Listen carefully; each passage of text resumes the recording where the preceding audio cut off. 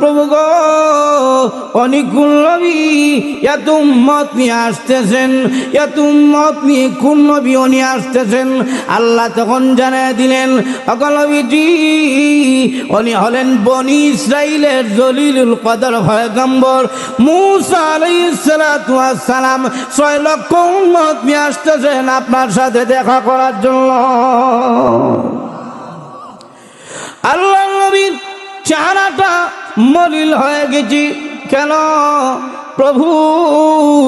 তাহলে ওই কিয়ামতের কঠিন ময়দানে মূসা নবীর যদি 6 লক্ষ উম্মত হয়, তাহলে তো এত উম্মত কিয়ামতের দিন আমার হবে না। উম্মতের বেলায় মূসা নবী সেরা হয়ে যাবেন, এত উম্মত তো আমার হবে না। নবীজির চেহারাটা মলিন হয়ে গেছে।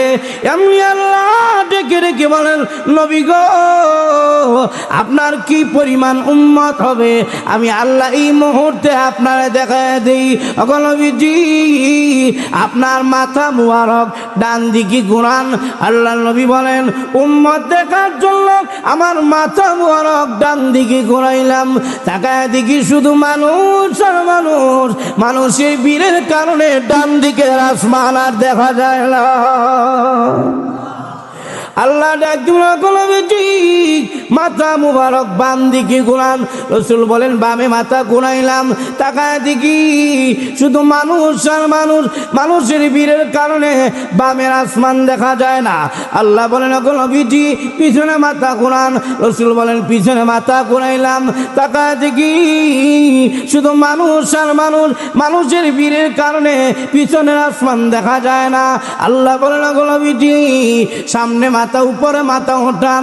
রাসূল বলেন উপরে মাথা ঘুরাইলাম, তাকায় দেখি শুধু মানুষ আর মানুষ। মানুষের বীরের কারণে উপরের আসমান দেখা যায় না। এমনি আল্লাহ ডাক দিয়ে বলেন আমিন মূসা নবীর 6 লক্ষ উম্মত দেখে আপনার চেহারাটা মলিন হয়ে গিয়েছিল। নবীজি এবার 6 লক্ষ 6 কোটি নয়, ওই যে ডাইনে বামে সামনে পিছনে উপরে যত উম্মত দেখলেন সবগুলো হলো আপনি রাহমাতুল লিল আলামিনের উম্মত।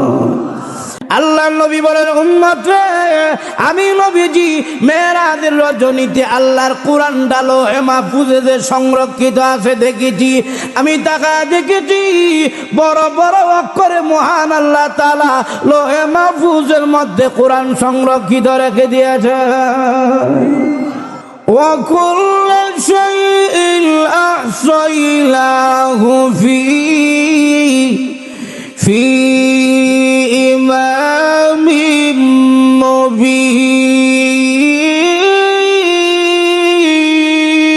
مبين بل هو قرآن مجيد في لوح محفوظ।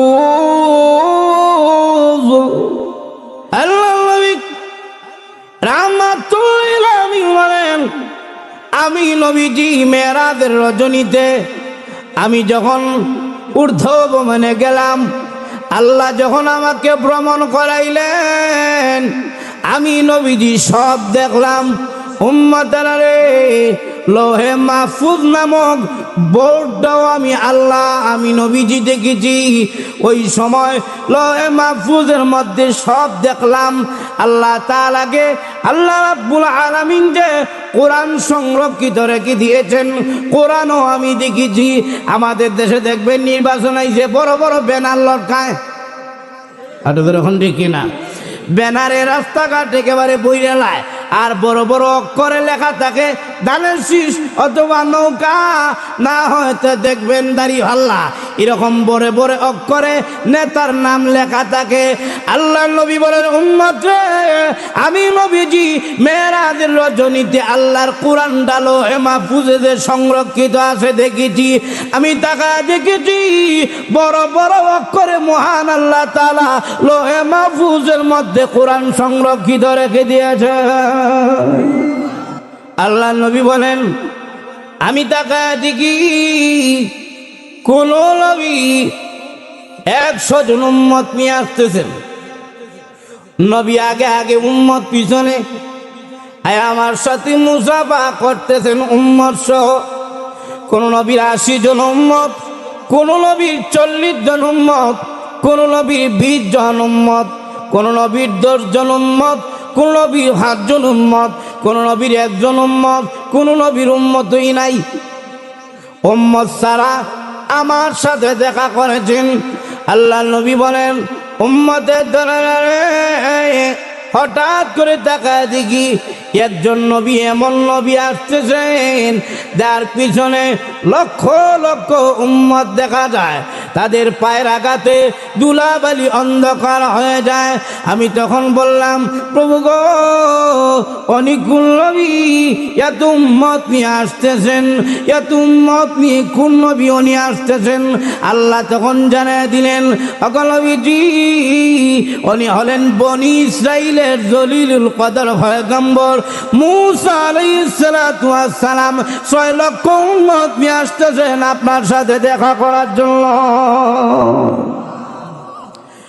আল্লাহ নবীর চেহারাটা মলিন হয়ে গেছে। কেন প্রভু? তাহলে ওই কিয়ামতের কঠিন ময়দানে মুসা নবীর যদি 6 লক্ষ উম্মত হয়, তাহলে তো এত উম্মত কিয়ামতের দিন আমার হবে না। উম্মতের বেলায় মুসা নবী সেরা হয়ে যাবেন, এত উম্মত তো আমার হবে না। নবীজির চেহারাটা মলিন হয়ে গেছে। এমনি আল্লাহ ডেকে রেখে বলেন, নবী গো, আপনার কি পরিমাণ উম্মত হবে আমি আল্লাহ এই মুহূর্তে আপনারা দেখায় দিই। নবীজি আপনার মাথা মুবারক ডান দিকে ঘুরান। আল্লাহ নবী বলেন, উম্মত দেখার জন্য আমার মাথা মুবারক ডান দিকে ঘুরাইলাম। তাকায় দেখি শুধু মানুষ আর মানুষ। মানুষের বীরের কারণে ডান দিকে আসমান আর দেখা যায় না। আল্লাহ মাথা মুবারক বাম দিকে ঘুরান। রসুল বলেন, বামে মাথা ঘুরাইলাম, তাকায় দেখি শুধু মানুষ আর মানুষ। মানুষের বীরের কারণে বামের আসমান দেখা যায় না। আল্লাহ বলেন, নবীজি পিছনে মাথা ঘুরান। রসুল বলেন, পিছনে মাথা ঘুরাইলাম, তাকায় দেখি শুধু মানুষ আর মানুষ। মানুষের বীরের কারণে পিছনের আসমান দেখা যায় না। আল্লাহ বলেন, নবীজি সামনে মাথা, উপরে মাথা ওঠান। রসুল বলেন, উপরে মাথা ঘুরাইলাম, তাকায় দেখি শুধু মানুষ আর মানুষ। মানুষের বীরের কারণে উপরের আসমান দেখা যায় না। এমনি আল্লাহ ডাক দিয়ে বলেন, আমিন মুসা নবীর 6 লক্ষ উম্মত দেখে আপনার চেহারাটা মলিন হয়ে গিয়েছিল। নবীজি এবার 6 লক্ষ 6 কোটি নয়, ওই যে ডাইনে বামে সামনে পিছনে উপরে যত উম্মত দেখলেন সবগুলো হলো আপনি রাহমাতুল লিল আলামিনের উম্মত। আমাদের প্রত্যেকের ছবি ওই লৌহে মাহফুজের মধ্যে আল্লাহ তাআলা সংরক্ষিত রেখে দিয়েছেন। এই জন্য আল্লাহ ডেকে ডেকে বলেন, ফেরেশতারা রে, ছেলে বানাবা নাকি মেয়ে বানাবা? এরপরে আঙ্গুল 20টা হবে না 22টা হবে? তার চোখ কেমন হবে? নতুন করে আমি আল্লাহ বলার কোনো প্রয়োজন নাই। লৌহে মাহফুজ দেখে দেখে তোমরা বানায় নাও। সেরকম সুবহানাল্লাহ। তবে আল্লাহ রাব্বুল আলামিন বলেন, ফেরেশতারা রে, সব তোমরা বানাও। হাতের মধ্যে তোমরা কাজ করো, কোনো অসুবিধা নাই। পায়ের মধ্যে কাজ করো, কোনো অসুবিধা নাই। পিঠের মধ্যে কাজ করো, কোনো অসুবিধা নাই। তবে সাবধান ফেরেশতারা রে, আমার বান্দার চেহারার মধ্যে তোমরা হাত লাগাইও না। খালাকতু বিয়াদাইয়া, আমি আল্লাহ নিজ হাত দ্বারা আমার বান্দার চেহারাকে বানাবো। তাহলে চেহারা বানাইছেন কে? আর যখন না চেহারা বানাইছেন কে? আল্লাহ রাব্বুল আলামিন নিজ হাত দ্বারা মানুষের চেহারা বানানোর কারণে এত সৌন্দর্য মানুষের চেহারায় আল্লাহ রেখে দিয়েছেন। অন্য কোনো অঙ্গ প্রত্যঙ্গের মধ্যে মানুষের চেহারার মতো সৌন্দর্য নাই। এখন ঠিক কিনা? আমরা যখন কন্যা দেখবার লাগি যা, প্রথম কি কন্যার ভাওটা দেখে? আল্লাহ যখন ভাওটা দেখে নাকি যে তোমার ভাওটা দিয়ে কেমন, এটা কয়? প্রথম কি চুল দেখে না, সর্বপ্রথম দেখে চেহারা। চেহারা যদি সুন্দর হয় আলহামদুলিল্লাহ কইয়া নাই, এটা তো রকম না।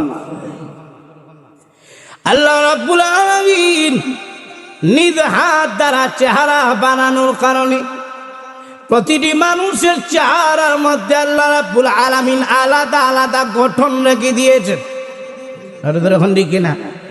এখানে আমরা 4-5 জন আছি, আপনারা ওইখানে কয়েকজন আছেন। বলুন তো দেখি, একজনের চেহারার সাথে কি আর একজনের চেহারা মিলে? আল্লাহ আসতে বললেন, সাইয়া দেখেন মিলছে চেহারা। একই বাবার ঘরে 1 জন 2 জন 3 জন 4 জন 5 জন 7 জন হয় হুলা, কিন্তু একজনের চেহারার সাথে আরেকজন মিলে না। আব্দুল করিম দেখলেই বাবা চিনে এটা আব্দুল করিম, আব্দুল জব্বার দেখলেই চিনে এটা আব্দুল জব্বার। আর ওদের ওখান দিকে না, কোনোদিন পেশ লাগে না। শুধু তা না, আল্লাহ রাব্বুল আমিন নিজ হাত দ্বারা মানুষের চেহারা বানানোর কারণে প্রতিটি মানুষের চেহারার মধ্যে আলাদা আলাদা আকর্ষণ রেখে দিয়েছেন। অমুকের চেহারায় আলাদা আকর্ষণ, তমুকের চেহারায় আলাদা আকর্ষণ। বাবার যদি একটা কালো ছেলে হয়, কালো ছেলের মধ্যে আলাদা আকর্ষণ রেখে দিয়েছেন। অমুকের ছেলে সুন্দর, কিন্তু এটার এক কাপ চাও খাওয়ায় না, যখন দেখি না। আর নিজের ছেলে যদি হয়, সারাদিন কর্ম করে, ছেলের জন্য কষ্ট লাগে না, আর যখন না।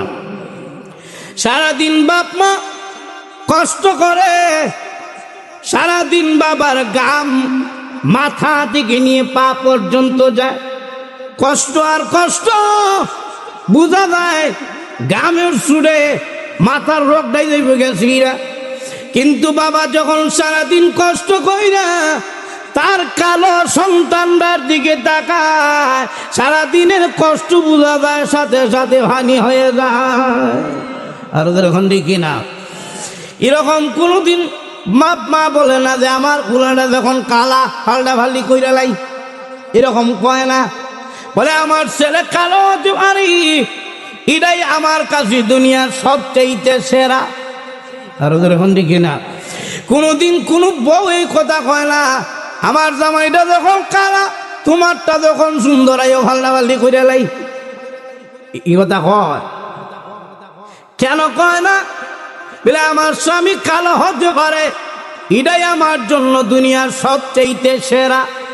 কালো স্বামীর দিকে তাকাইলে যেই শান্তি পাই, বেগানা পুরুষের দিকে তাকাইলে শান্তি পাই না।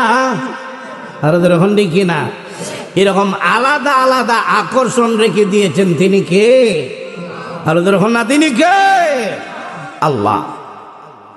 আল্লাহ বলেন চেহারাটা আমি আল্লাহ নিজ হাত দ্বারা বানাইছি, এই জন্য চেহারার মধ্যে আমি আল্লাহ রেখে দিয়েছি সৌন্দর্য।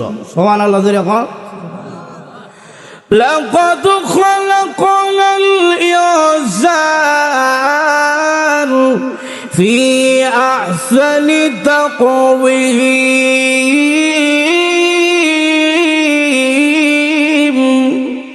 আল্লাহ রাব্বুল আলামিন বলেন নিজ হাত দ্বারা আমি আল্লাহ মানুষকে বানিয়েছি। লক্ষ্য করে দেখুন, আল্লাহ রাব্বুল আলামিন নিজ হাত দ্বারা মানুষের চেহারাকে বানিয়েছেন। আল্লাহ রাব্বুল আলামিন নিজ হাত দ্বারা বানানোর কারণে চেহারার মধ্যে আল্লাহ সবচেয়ে দামি দামি জিনিসগুলো রেখে দিয়েছেন। আর ওদের এখন দেখি না, চেহারার মধ্যে যে শৌক আছে, এটা কার দাম? আর ওদের এখন কার দাম? নাকি আমেরিকা দিছে? কারো যদি চোখ একেবারে অন্ধ লইয়া ঘরে জন্ম অন্ধ, যদি চোখ অন্ধ থাকে, এরকম কোন মেশিন টিশিন আসেনি চোখ তুলে দিব? আর ওদের এখন না, তাহলে কার দাম? আওয়াজ দিয়ে এখন না, শুনে বলেন কার দাম? আলাম নাজআল লাহু আইনাইন। আল্লাহ বলেন আমি আল্লাহ কি তোমাদেরকে 2টা চোখ দেই নাই? বান্দা বান্দিরা, এমন চোখ আমি আল্লাহ দিয়েছি, দুনিয়ার ক্যামেরাও এই চৌকের কাছে ফেল। আর ওদের এখন দেখি না, দুনিয়ার ভালো যত ক্যামেরা হোক, যত ভালোই ক্যামেরা হোক, জুম করলে ভাইটা জায়গা, কিন্তু আল্লাহর কুদরতের চৌকের ক্যামেরা ফাটে না, এটা আরো ক্লিয়ার দেখা যায়। ইয়া আল্লাহ ঘুমে গেছেন নাকি? তা হানা কুতুর কইেন তো বুঝবো নি যে ওয়াজে যে আসেন। আর যদি মনে করেন না এসি মুখ লড়াইতাম না, মশা মাসি যদি ঢুকে জায়গায়, এটা তো হইতো না। কিছু হানা করতে হয়, কারণ বুঝতে হবে কথা বুঝেন কিনা, যেরকম ঠিক কিনা। আল্লাহ রাব্বুল আলামিন বলেন, এমন চোখ আমি আল্লাহ দিলাম, আমি আপনাদের কাছে জানতে চাই চোখের মধ্যে কি কোনো ছিদ্র টিদ্র আছে? আর যেরকম না ছিদ্র আছে, চোখের মধ্যে ছিদ্র নাই সবাই বললেন, কিন্তু কানলে আবার হানি বাইর হয়নি। আর যেরকম না বের হয় না, ছিদ্র নাই তো হানি বাইর ওখানে। সোহান আল্লাহ জুড়ে কইতেন না, আর যেরকম না সোহান আল্লাহ। পানির নিচে গিয়ে যদি ডুব দিয়া ছায়া থাকেন, পানি ঢুকবো নি কেরে? বাইরে হইলে ঢুকতো না কেরে? রমজান মাসে অনেকে মাছ আলাদি গায়, হুজুর বলে কি রোজা রাখিয়া পানির নিচে ডুব দিয়া গিয়া বাতাস ছেড়ে দিছিলাম। বাতাস বুঝেন তো আপনারা? তো বাতাস যখন গেছে পানি নিয়ে আবার ঢুকিয়া রোজা গেছে কে বাইঙ্গে? কারণ গেলে তো ঢুকতো। তখন বলতে হয় না, বানানেওয়ালা এমনভাবে বানাইছেন বের হয় কিন্তু ঢুকে না, এই কুদরতিভাবে বানাইছেন কে? আরো জোরে বলেন কে? আল্লাহ বানাইছেন। কানের মধ্যে ছিদ্র আসেনি, আল্লাহ বুঝা হাতে দেখ লাগবো, দেখেন না ভালো করে ছিদ্র আছে তো, সবাই যে কয় না। কিন্তু ডুব দিয়া যদি মাছ ধরতে যান, হানি ঢুকেনি না, ছিদ্র আসেনি, কিন্তু ডুব দিলে পানি ঢুকিনি। মুখে যদি হা করে তাহেন পানি ঢুকবো, ঢুকতো। ঠিক তেমনি এভাবে আল্লাহ চৌকের মধ্যেও ছিদ্র রেখে দিয়েছেন, কিন্তু কোনোদিন পানি ঢুকে না। সুবহানাল্লাহ দেখো, এই নিয়ামত দিয়েছেন কে? আরো যখন না নিয়ামত দিয়েছেন কে? আল্লাহ বলেন, এই নিয়ামত পাইয়া যদি আমার নাফরমানি করো, চৌকের ভাওয়ার নিতে আমি আল্লাহর একটা মিনিট সময় লাগবে না। আর যখন ঠিক না, শুধু একটা বাতাস লাগছে চোখ বন্ধ হয়ে গেছে। আর যখন না, এক বেটা সারাদিন কষ্ট করে গেছে, কষ্ট করে কাজকর্ম করিয়া গিয়ে সুবার মধ্যে বইছে, আর বউরে কয়, কি গো তাড়াতাড়ি করে ভাত লই যাও, আর আমার কাছে রিমোটটা দেও, আমি কদ্দুর টিভিটা দেখি। সারাদিন কষ্ট করে আইছে, এখন টিভি দেখতো। তো চিন্তা করুন তো দেখি, কষ্ট দূর হইলে বোঝা যায় রাত 3টা পর্যন্ত দেখে। আর দূর এখন না, রিমোটের মধ্যে টিপ দিছে, গেছে কে কারেন্ট। বউ গো কারেন্ট দিয়ে গেল কে? বউ গো কারেন্ট তো আসুক, লাইট দিয়ে গেল গা? বলে না, লাইটও আছে, কারেন্টও আছে, লাইটও আছে, তাহলে টিভি দিয়ে চলে না। এমনি জামাই ডাক দিয়ে বুঝতাম পারছি আমার চৌকের কারেন্ট গেছে কেন। আর তোর এখন দেখি না, আল্লাহর এই ক্ষমতা আসেনি? আর তোর এখন আসে কিনা? নাই, শখটা দিছেন আল্লাহ, কি টিভি দিছেন আমার দেখবার লাগিয়া। ওয়ালিসানা ওয়া শাফাতাইন। এবার বলুন তো দেখি, মুখের মধ্যে যে জিহ্বা আছে এগুলা দিছেন কে? আর ওদের এখন না, টুট দিছেন কে? কত সুন্দর করে দিছেন, সুবহানাল্লাহ ধরে এখন না। টুট সারা জামাই, পেলে জামাইয়ের বাড়ি কই? পেলে জামাইয়ের বাড়ি মৌলভীবাজার, কিন্তু তাকে আমেরিকা। পেলে গুণ কি? সব গুণই আছে, তবে টুট নাই। আমেরিকা কি আসমান থেকে নামে আইলো? এমন জামাইয়ের কাছে মাইয়া বিয়া দিতাম না। কেন? পেলে টুট নাই। তাহলে এই ফিনিশিং সিস্টেমটা দিয়েছেন তিনি কে? আল্লাহ। এরপরে মুখের ভিতরে জিহ্বা আসেনি সবাই, আর যখন আসে কিনা নাই, জিহ্বা যদি আল্লাহ না দিতেন না আপনি কথা কইতে পারতেন, না আপনি জিনিসের মজা বুঝতে পারছেন। যখন সুবহানাল্লাহ, জিহ্বা এমন একটা নিয়ামত আল্লাহর দেওয়া, এটা দিয়া কথাও কওয়া যায়, জিনিসের স্বাদও বোঝা যায়। আর যখন না, গরুর জিহ্বা আসেনি? বুঝে শুনে করেন, গরুর জিহ্বা আছে তো আছে। হাতির জিহ্বা আসেনি? আছে। কুত্তার জিহ্বা মানুষের থেকে ছোট না অনেক বড়, কিন্তু কথা আসেনি। তাহলে জিহ্বা আছে কথা নাই, তাহলে বোঝা যায় জিহ্বা থাকলেই কথা বলে না। জিহ্বার মধ্যে কথা বলার যোগ্যতা আলাদা। এটা কার দেওয়া? আল্লামাহুল বায়ান। কথা বলার যোগ্যতা দিয়েছেন তিনি কে? কত জাতের খানা না খাইলাম এই জিহ্বা দিয়া, মজার অভাব নাই। বল মাছ খান, এটার স্বাদ আলাদা। হাঙ্গাস খান, এটারও স্বাদ আলাদা। তেলাপিয়া মাছ খান, এটার স্বাদ কি একরকমই না, আলাদা। আর ইলিশ খাইলে তো স্বাদের অভাবই নাই, এখন দেখি না। আর কত জাতের ভর্তা যে মারলাম, মহিলারা তো ভর্তার লাগে পাগল। তো অনেক জাতের ভর্তা আছে, যখন ঠিক কিনা। কাঁচা আমের ভর্তা আছে, এরপরে দেখা যায় এটা আর একটু বড় হইলে হিটারও একটা ভর্তা আছে, যখন ঠিক কিনা। লবণ দিয়ে খাইলেও ওইটার একটা স্বাদ আছে। কত ভর্তা খাইছি, তবে একটা ভর্তা ছোটো সময় খাইতাম, এটার মতো স্বাদ নাই। কইতাম নি যখন বলবো বলে এটা কি। আর একজনের গাছের মধ্যে নতুন বড়ই ধরছে, কাঁচা বড়ই। ওই ভাইকে যাইব গে আর কি, কাঁচাই রইছে। মাটির চাক্কা একটা লইয়া, ইটা দিয়া বড়ইর জুন্ডা হালাইয়া লইয়া ডাইরেক্ট দৌড় ক্ষেতের মধ্যে। আর এখন না, আর পিছনে মালিক দৌড়ে বড়ই নিতেছে, বড়ই নে গা। আমি তো দৌড় দেখে রেখে তো হিগে নাকি আরেকজনের ক্ষেত থেকে কাঁচা মরিচ আর দৈন্য হাত আইনা চুরি করিয়া ভর্তা খাইতাম। এখন ভর্তা খাইতে হইল তো গাইল লাগবো, শিয়া লাগবো, হাইতাম কো বলে হি কেন গাইল আর শিয়া ভাইবেন কই, দাঁতের মধ্যে দিয়া আর মুরাইয়া মুরাইয়া ভর্তা বানাই নিতাম। হি কেন হইল গাইল এবং শিয়া, যেরকম দেখি না। এই ভর্তার মতো স্বাদ কি কিছু পাইছেন? নাই। এটা দিছেন কে?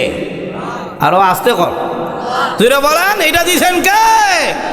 আল্লাহ বলেন বান্দা সাবধান হয়ে যাও, মুখ দিয়া নাফরমানি করবা না, জবান আমি আল্লাহ মৃত্যুর আগে বন্ধ করে দিব। তো এই চেহারার মধ্যে আল্লাহ চোখ দিচ্ছেন, নাক দিচ্ছেন, এই নাক দিয়া হাস ফালানো যায়, যখন দেখি না। আরো কত রোগ এই নাক দিয়া বের হয়ে যায়, এগুলা দিয়েছেন কে? আল্লাহ।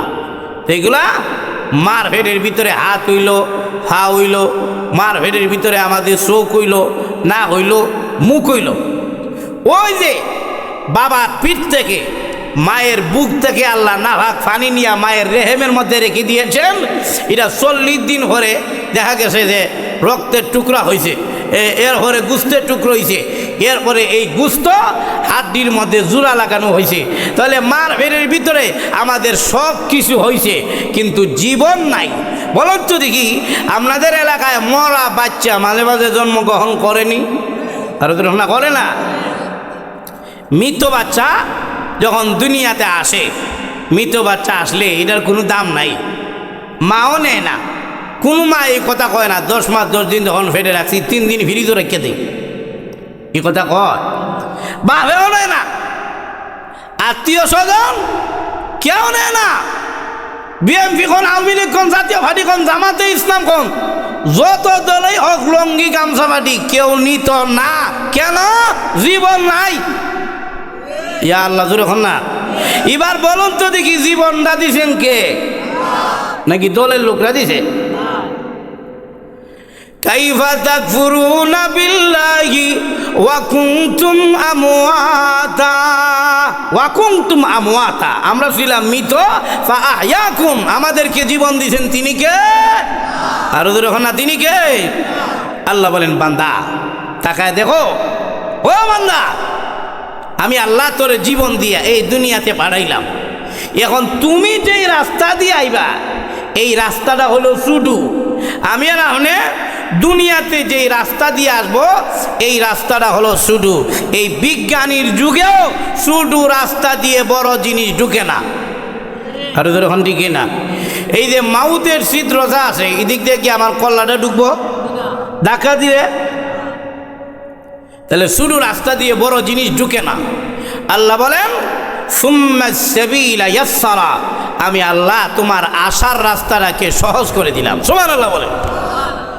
এখন আপনি দুনিয়াতে আইছেন একেবারে সুন্দর ফ্রেশ, যেরকম দেখি না বাচ্চারার দিকে যে মায়া লাগে, আল্লাহু আকবার, এটা বোঝানো যাবে না।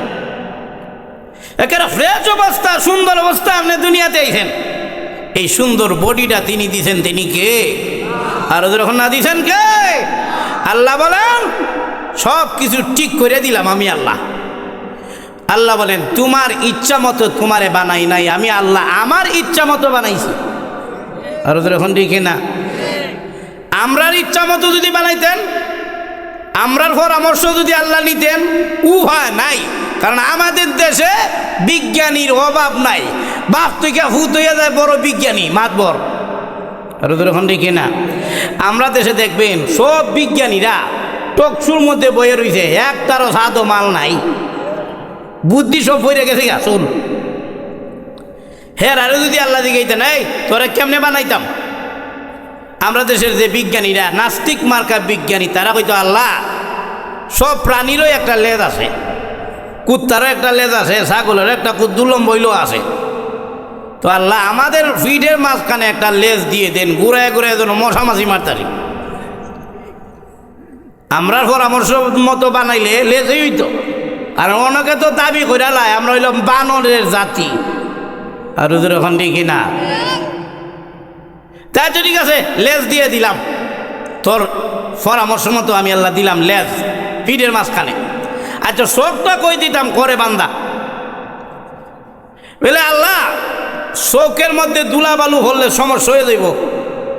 আমরা দেশের বিজ্ঞানীরা কইতো আল্লাহ শোকটা দিয়ে দেন বগলতলির নিচে, দুলা বালু হলে যাতে সমস্যা না হয়। আচ্ছা ঠিক আছে, কদিন নাকটা দিতাম কই? বলে আল্লাহ নাকটা দিয়ে দেন নাভির কাছে লটকাইয়া, কারণ এটা তো দুলাবালু হলে শ্বাসকষ্ট হয়ে যাব। মুখটা কই দিতাম? আমরা দেশের নাস্তিক মার্কা বিজ্ঞানীরা বলতো আল্লাহ মুখটা নিয়ে দেন কাফের নিচে। তাহলে সব গেছে গিয়ে বগলতলির কাছে, নাক গেছে গিয়ে নাভির কাছে, মুখ গেছে গিয়ে আরো নিচে। সুন্দর হইছে না সেরা বের হইছে? আল্লাহ দূরে এখন না সুন্দর হইছে? এখন যদি আপনি মিষ্টি খাইতে যান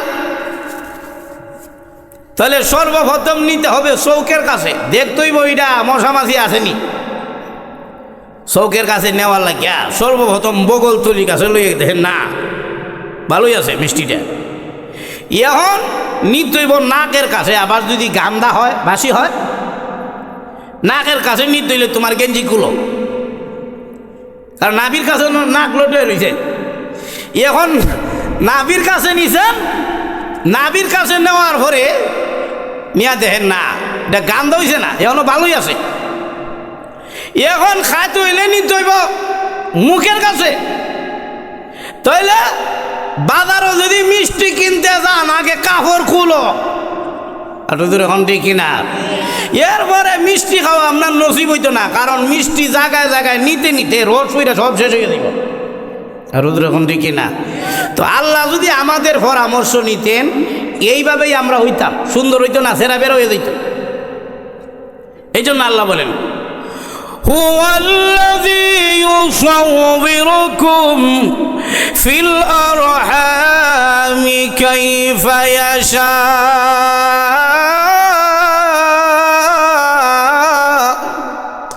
আল্লাহ বলেন তোমার মার পেটের ভিতরে আমি আল্লাহ তোমাদেরকে বানিয়েছি, দুনিয়ার কারো পরামর্শ মতে নয়, আমি আল্লাহ আমার ইচ্ছা মতো বানাইছি। সুবহানাল্লাহ জুড়ে বলেন। আল্লাহ রাব্বুল আলামিন বলেন ও দুনিয়ার মানুষ, আমি আল্লাহ তোমাকে মার পেটের ভিতর থেকে বের করে আনলাম। আল্লাহ কিভাবে আনলেন? আল্লাহ বলেন ইউখরিজুকুম তিফলা, আমি আল্লাহ শিশু অবস্থায় তোমারে দুনিয়াতে আনলাম। বান্দা বান্দি রে, ওয়াল্লাহু আখরাজাকুম মিন বুতুনি উম্মাহাতিকুম লা তা'লামুনা শাইআ। আমি আল্লাহ তোমাকে এমন ভাবে আমি আল্লাহ মার পেট থেকে বের করে আনলাম, লা তা'লামুনা শাইআ, তুমি কোনো কিছুই জানো না। তোমার হাত আছে কিন্তু হাতের মধ্যে ধরার শক্তি নাই, তোমার পা আছে কিন্তু পায়ের মধ্যে হাঁটার শক্তি নাই, তোমার জবান আছে কিন্তু জবানের মধ্যে কথা নাই, তোমার মাথা আছে কিন্তু মাথার মধ্যে বুদ্ধি নাই, অন্তর আছে অন্তরের মধ্যে বুঝ শক্তি নাই। আল্লাহ রাব্বুল আলামিন বলেন আমি আল্লাহ তোমাকে ধরার শক্তি দিলাম, আমি আল্লাহ তোমাকে চলার শক্তি দিলাম, আমি আল্লাহ তোমাকে জবানের মধ্যে কথা বলার শক্তি দিলাম, অন্তরের মধ্যে আমি আল্লাহ বুঝ শক্তি দিলাম। আল্লাহ রাব্বুল আলামিন বলেন লিতাবলুগু আশুদ্দাকুম, আমি আল্লাহ তোমারে শক্তিশালী বানাইলাম। এখন দেখা যায় যেই আল্লাহ জীবন দিলেন, যেই আল্লাহ তোমাকে শক্তি দিলেন, যেই আল্লাহ তোমাকে বুঝ শক্তি দিলেন, যেই আল্লাহ তোমার মুখে কথা দিলেন, এখন দেখা যায় সেই আল্লাহর কথা তুমি দুনিয়াতে ভুলে গেছো। এখন দেখা যায় তুমি দুনিয়ার সবাইরে চিনো, নেতারে চিনো, নেত্রীরে চিনো, তোমার দলরে তুমি চিনো। দলের বিরুদ্ধে যদি কেউ কথা বলে লাঠি সুটা লইয়া মাঠে নেমে যাও গা। তোমার নেতার বিরুদ্ধে যদি কেউ কথা বলে তখন তোমার রাগ উঠে যায়, তখন তোমার ছেদ উঠে যায়। কিন্তু আমি আল্লাহ জীবন দিয়ে তোমার দামি বানাইলাম, আমার বিরুদ্ধে বললে তখন তোমার কোনো ছেদ উঠে না। আল্লাহ বলেন তোমার মতো না ফরমান এই দুনিয়াতে আর কেউ হতে পারে না। আর এরকম ঠিক কিনা? আসেনি কিছু লোক আর ওখানে আসে কিনা? নাই। দলের বিরুদ্ধে আর নেতার বিরুদ্ধে কইছে এই লাঠি সুটা লইয়া আয়, মাইরা লিতাম তারে, যেরকম ঠিক কিনা? কিন্তু যখন নাকি নাস্তিকগুলো আল্লাহর বিরুদ্ধে কথা বলে, যখন নাকি আউল বাউলগুলো আল্লাহ এবং নবীর বিরুদ্ধে বিশুদ্ধকার করে, মসজিদ মাদ্রাসা নিয়ে বিশুদ্ধকার করে, তখন তাদেরকে বাড়ি সালান দিয়েও খুঁজে হওয়া যায় না। আর ওদের এখন ঠিক কিনা? আর আমি তো মনে করি এই পৃথিবীতে যত নেতা নেত্রী আছে সবাইকে গালি দিলে যেই শাস্তি, আল্লাহ এবং নবীকে গালি দিলে এর চাইতে বড় শাস্তি আইন আগে ফাঁস করতে হবে। ইয়া আল্লাহ, আমার সাথে আসেনি আপনারা নাকি? তো লক্ষ্য করে দেখেন, হুজুর এসে করেছেন, লক্ষ্য করে দেখেন, তাহলে জীবনটা দিচ্ছেন কে? আর যখন না জীবনটা দিচ্ছেন কে? তাহলে আল্লাহর বিরুদ্ধে যদি কেউ কথা বলে শাস্তি হওয়ার দরকার নাই। আর যখন না শাস্তি হওয়ার দরকার নাই। আমি মনে করি কেউ যদি আল্লাহ এবং নবীর বিরুদ্ধে, ইসলামের বিরুদ্ধে যদি প্রকাশ্য যদি কেউ বিরুদ্ধাচরণ করে, তাকে বাইতুল মুকাররমের সামনে প্রকাশ্যে ফাঁসির কাছে ঝুলাতে হবে। আর এখন ঠিক কিনা? এই মুসলমান, এই জাতীয় মুসলমান যারা আছে, যারা নাকি নামদারি মুসলমান, কিছুদিন ঘরে ঘরে আল্লাহ এবং নবীর বিরুদ্ধে, ইসলামের বিধিবিধানের বিরুদ্ধে আঙ্গুল তোলে, তাদের প্রকাশ্যে শাস্তি হওয়া উচিত। আর ওদের এখন ঠিক কিনা? তো লক্ষ্য করে দেখেন, আল্লাহ রাব্বুল আলামিন আমাদেরকে জীবন দিলেন, সব কিছু দিয়েছেন আল্লাহ। এখন আমি আর আপনি যদি এই আল্লাহ নিয়ামতগুলো আল্লাহর কাজে বে না করি, শাস্তি দিবেন কে? হাত দিছেন কে? পাও দিছেন কে? কান দিছেন কে? চোখ দিছেন কে? ইল্লাস সামআ ওয়াল বাসার ওয়াল ফুআদ কুল্লু উলাইকা কানা আনহু মাসউলা। আপনি যদি কানটা যদি সঠিক জায়গায় না লাগান, যদি মনে করেন শুরু করলাম কানের মধ্যে ইয়ারফোন দিয়া গান শোনা, ফজরের সময় একেবারে শোনা যাইত, শুরু করলাম টিভি দেখা, যে সময় আমার ঘুম ধরে সেই সময় বন্ধ করে যাব। জবান দিয়ে যদি মনে করেন এই জবান দিয়ে দরকার নাই কোরআন শরীফ পড়ার, খালি মানুষের বদনাম, অমুকে কি করলো, তমুকে কি করলো, হুজুরে কি করলো, মুয়াজ্জিনে কি করলো, এটা কোয়া শুরু করলেন সারা জীবনই। এরকম যদি হয় তাহলে এগুলোর জন্য আল্লাহর দরবারে জবাব দিতে হবে। আর যখন দেখি না, আল্লাহ বলেন সুম্মা লা তুসআলুন্না ইয়াউমা ইযিন আনিন নাঈম, প্রত্যেকটা নিয়ামত সম্পর্কে আল্লাহ পাক জিজ্ঞাসিত করবেন। এজন্য আল্লাহ বলেন ইয়া আইয়ুহান নাস উযকুরু নি'মাতাল্লাহি আলাইকুম, ও মানুষের দলেরা, আমি আল্লাহ যে তোমাদেরকে নিয়ামত দিলাম, নিয়ামতের কথা স্মরণ করো। স্মরণ করার অর্থ হলো আল্লাহ যত নিয়ামত দিয়েছেন সবগুলোকে সঠিক জায়গায় লাগানো। আর যখন ঠিক কিনা? আল্লাহ তাআলা আমাদের প্রত্যেককে আল্লাহর নিয়ামতগুলো সঠিক জায়গায় লাগাইয়া পরকালে আল্লাহ তাআলা আমাদেরকে মর্যাদাবান বানায় দেন। সবাই বলি আমিন। ওয়া আখির দাওয়াহুম আনিল হামদুলিল্লাহি রাব্বিল আলামিন। আসসালামু আলাইকুম ওয়া রাহমাতুল্লাহ।